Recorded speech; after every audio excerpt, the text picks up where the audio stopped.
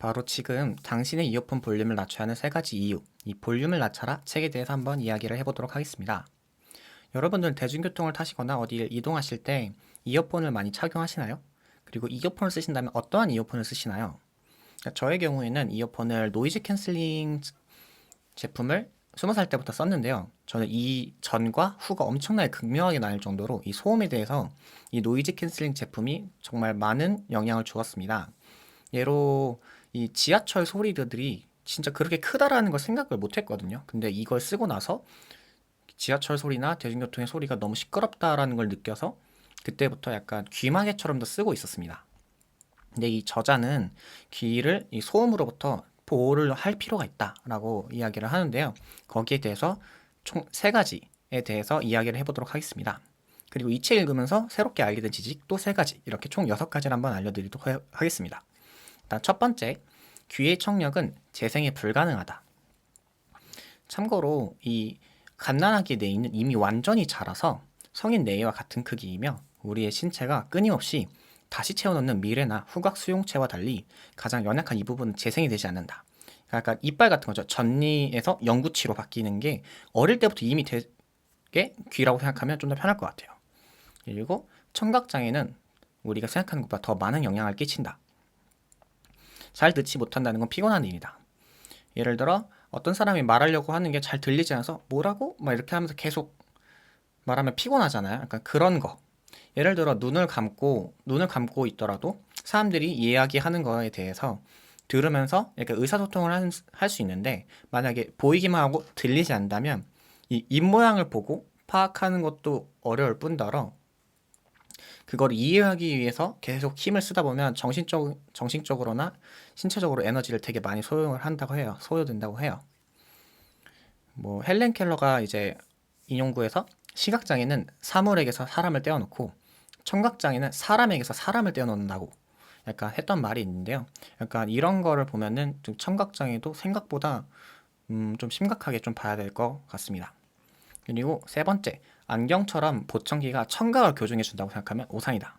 그러니까 예를 들어 시력이 나빠지면 뭐 근시, 원시 이런 거에 따라서 안경을 이렇게 쓰면은 그래도 잘 보이잖아요. 어느 정도 교정이 잘 되잖아요.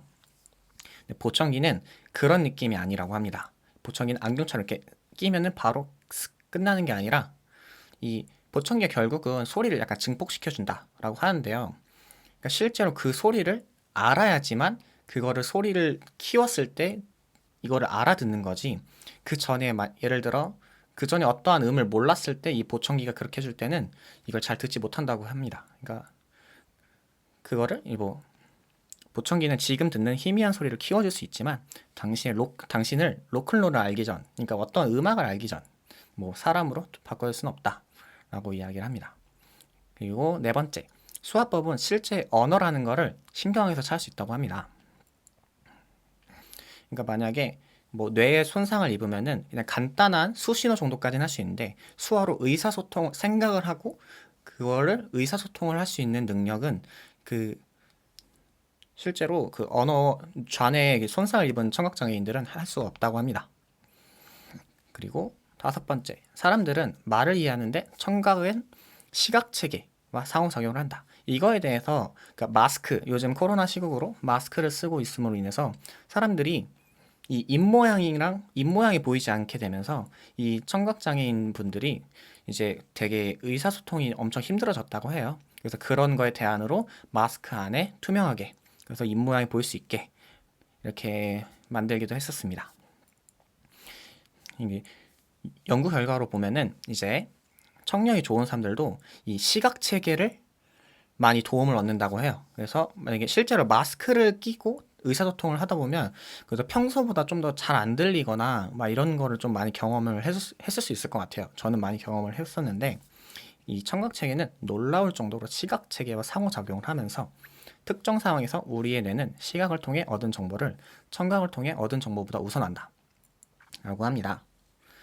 요 여섯 번째 마지막, 이제 큰 소음에 오랫동안 노출이 되지 않는다면 청각은 회복할 것이라는 잘못된 통념. 그러니까 결국은 언젠가는 시간이 해결해 주겠지라고 하는 그런 부분들이 그 막 실생활에서 많이 생각을 하게 되잖아요. 예를 들어 뭐 팔이 아파, 뭐 다리 아파, 좀 쉬어야지. 약간 이렇게 생각을 할 수 있는데 이 귀는 그렇게 한다고 나아지는 게 아니라고 합니다. 이게 어느 정도는 회복이 된 것처럼 느껴질 수 있다고 해요. 그러니까 근데 이게 결국은 여기 안에 있는 신경세포들이 계속 죽는다고 합니다. 이 심각한 소음을 계속 겪게 되면은. 근데 이 신경세포가 죽으면 어떻게 되는가? 그러면 이제 복잡한 소리, 예를 들어 제가 이제 그냥 단순하게 이야기를 하는 것이 아닌, 예를 들어 뭐 바람 소리가 들리고 막 다양한 소리와 함께 말을 했을 때 이러한 복잡한 소리에서 내가 원하는 것만 캐치하는 그런 능력이 이제 많이 떨어진다고 합니다. 결론입니다. 우리의 청각은 재생이 불가능하며 보청기의 도움으로 보완이 될 수는 있습니다. 하지만 현재로서 시력 교정에 하는 안경처럼 청각 또한 그렇게 되기는 어려우며 우리는 다양한 소음에 노출되어 있어 장기적으로는 우리의 청각은 점차 신경세포들이 죽어가며 청각의 도움으로 할 수 있었던 다양한 혜택들을 받지 못하게 될 수 있습니다. 그렇기 때문에 우리는 볼륨을 낮춰야 된다. 이 책의 제가 생각한 결론입니다. 감사합니다.